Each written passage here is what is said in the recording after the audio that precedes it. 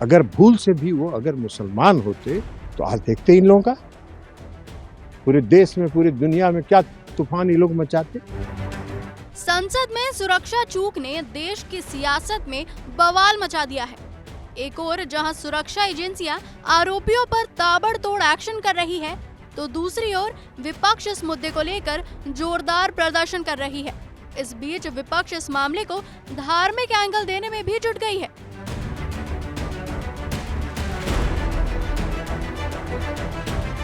बिहार की सत्ताधारी जदयू के अध्यक्ष और सांसद ललन सिंह ने आरोपियों की पहचान को लेकर बीजेपी को आड़े हाथों लिया और कहा कि संसद में सेंधमारी के आरोपी अगर मुसलमान होते तो बीजेपी देश दुनिया में तूफान मचा देती।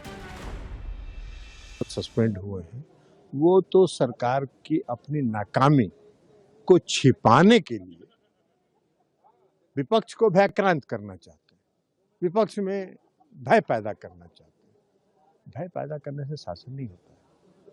विपक्ष की सांसद अगर मांग कर रहे थे कि इस देश के गृह मंत्री कल जो सुरक्षा में चूक हुई उसको लेकर अगर बयान दे तो क्या इसमें गुनाह है? गृह मंत्री को आके बयान देना चाहिए। गृह मंत्री सदन के सदस्य है, इस देश के गृह मंत्री है, सुरक्षा की जिम्मेवारी उनकी है। तो उस नाकामी को छिपाने के लिए ये निलंबित कर रहे हैं। सांसदों को निलंबित करते रहे, बहुमत है, जो मन में आवे करें, उसमें कहाँ कोई सवाल है। लेकिन लोकसभा सचिवालय सर 8 लेकिन हम वो दूसरी बात उसके अलावा हम कह रहे हैं कि कल भगवान का शुक्र है कि कल जो 2 लोग संसद भवन में घुसे थे वो मुसलमान नहीं थे। अगर भूल से भी वो अगर मुसलमान होते तो आज देखते इन लोगों का पूरे देश में पूरी दुनिया में क्या तूफान ये लोग मचाते। उसी के नाम पर ये लोग पूरा देश में धार्मिक उन्माद फैलाते। और अगर किसी कांग्रेस की पार्टी के सांसद ने अगर अनुशंसा किया होता तब देखते क्या होता इन लोगों का रवैया।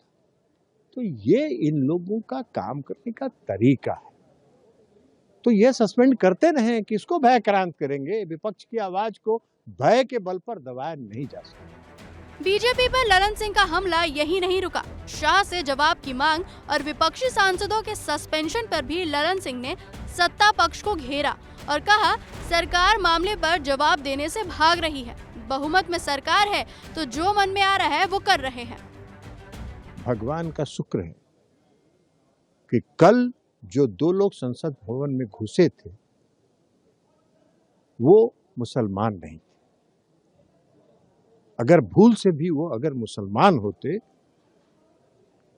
तो आज देखते इन लोगों का पूरे देश में पूरी दुनिया में क्या तूफान ये लोग मचाते। उसी के नाम पर ये लोग पूरा देश में धार्मिक उन्माद फैलाते।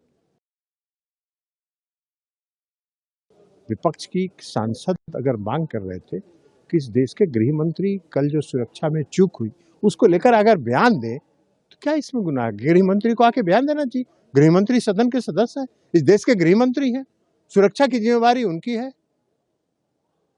तो उस नाकामी को छिपाने के लिए ये निलंबित कर रहे हैं। सांसदों को निलंबित करते रहे, बहुमत है, जो मन में आवे करें, उसमें कहाँ कोई सवाल है।